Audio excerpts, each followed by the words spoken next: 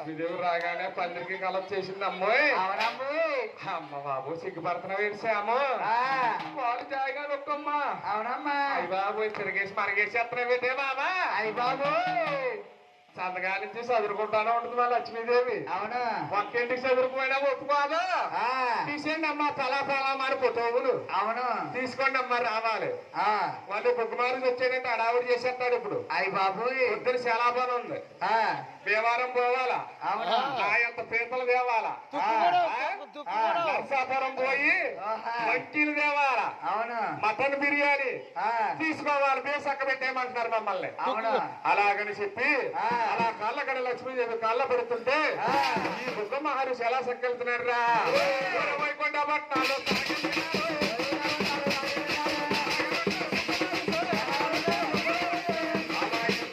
లక్ష్మీదేవిని కళ్ళారా చూసి అలా మీసాలు గిరిగరా తిప్పాడంట.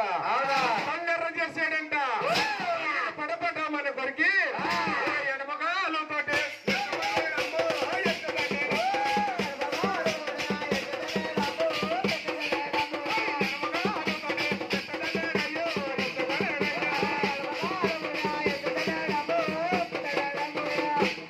ఎప్పుడైతే బుగ్గ మహర్షి అలా స్వామిని వాళ్ళని సాధ్యమైన తండ్రి గోవింద.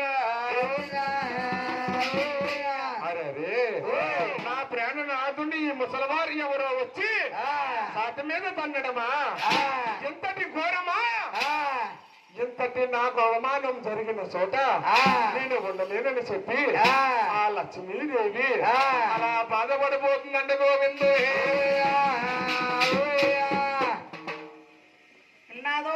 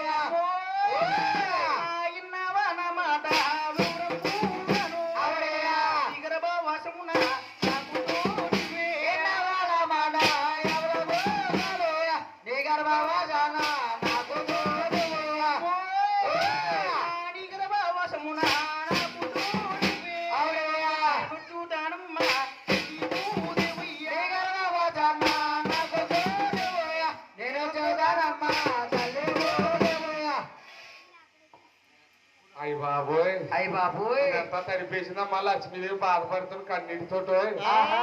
ఎలా రాసమ్మా రావాలి తీసుకొస్తాక రాలేదు అయ్యయ్యా దామ్మా రావాలి జాగ్రత్తగా తీసుకెళ్లి సాగనంపేసిరా అమ్మా అవునమ్మా.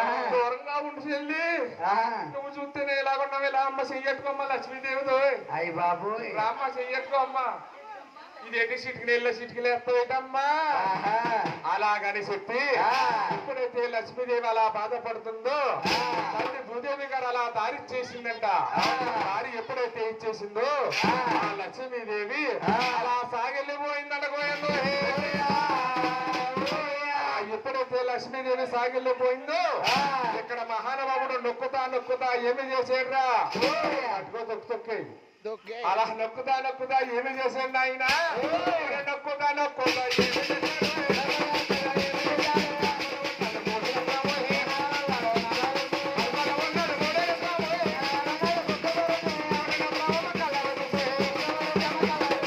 అలాగని చెప్పి పాదములో ఉన్నదంట మూడో నేత్రం ఆ మూడో నేత్రాన్ని పట్టుకొని వెళ్ళొద్దు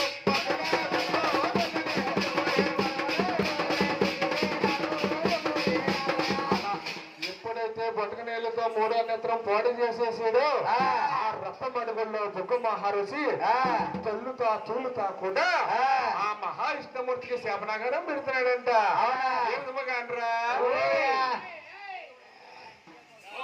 ఓ ఈ శ్యామ నా హరిపాదం పట్టినట్టే పట్టి నా హరిపాదాలు ఉన్న మూడో నేత్రం చిలిపిది పోటయ్యా ఇక బంధుమమ్మ తెలియదా నీకు నీ భార్యకు వచ్చాను అడుగుల్లో ఆకల తప్పులకు అల్లుతూ ఏ కాకు తిరుగు కాక అలాగని చెప్పి ఆ మహావిష్ణుమూర్తికి శపనాగరం పెట్టి మహానుభావుడు ఎలా సాగెళ్తున్నాడు రా బాలత బాలత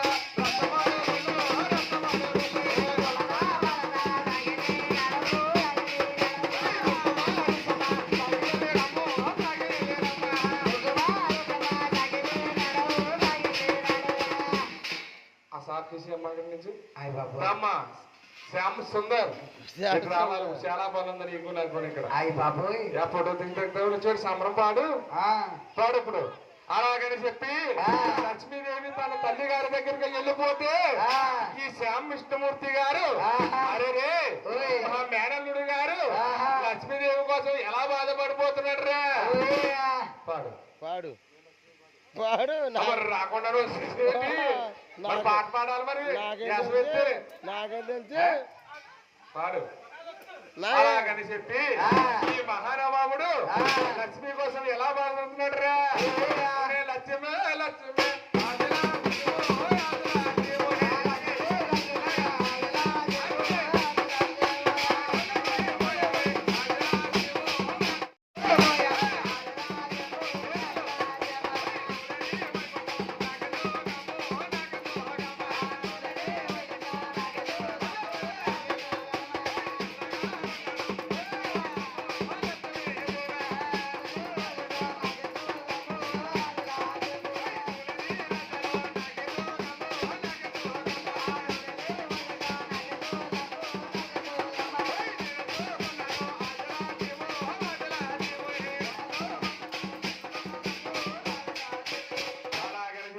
మహానుభావుడు అలా బాధపడిపోతున్నాడు అనుకోయిందో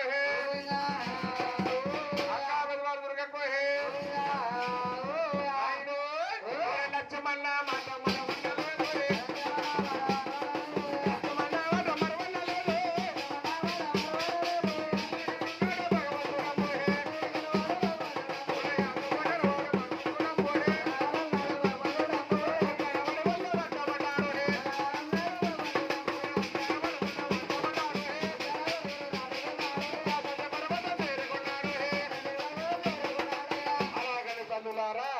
లక్ష్మణమాట మరువన్న లేదంట 6 అడుగులో అడుగు వేసుకుంటూ అడుగులకి దారులు తీసేడట శాసాది పర్వతం చేరుకుని అలసి సొలిసిన మహానుభావుడు ఆ సేద తీసుకుంటున్నాడు అనుకోలేదు ఎప్పుడైతే మహానుభావుడు సేద తీసుకుంటున్నాడో అదే విధంగా మహానుభావులు కళాపతులు కళాభిమానులు మన గాదం చెట్టి జానకి గారనే పరమతులు గాదం చెట్టి జానకిరావు గారనే మహానుభావులు నిర్మాణ కనక దుర్గమ్మ తల్లికి తిరుపతి వెంకటేశ్వర స్వామి వారికి 55 రూపాయలు కూడా కట్నంగా సమర్పించారు. వారిని వారి కుటుంబాన్ని మరిదిరిగా వస్తుందిగా గోహే తిరిగా వచ్చినాదిరు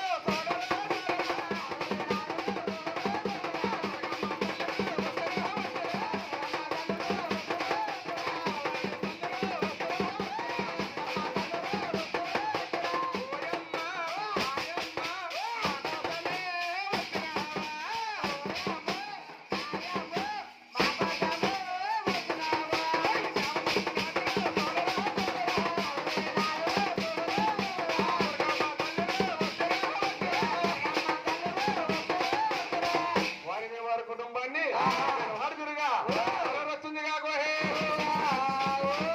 అలా మహానుభావుడు శేషనాథ పర్వతం చేరుకొని ఒక చెట్టు కింద అలా ఒరిగాడంట.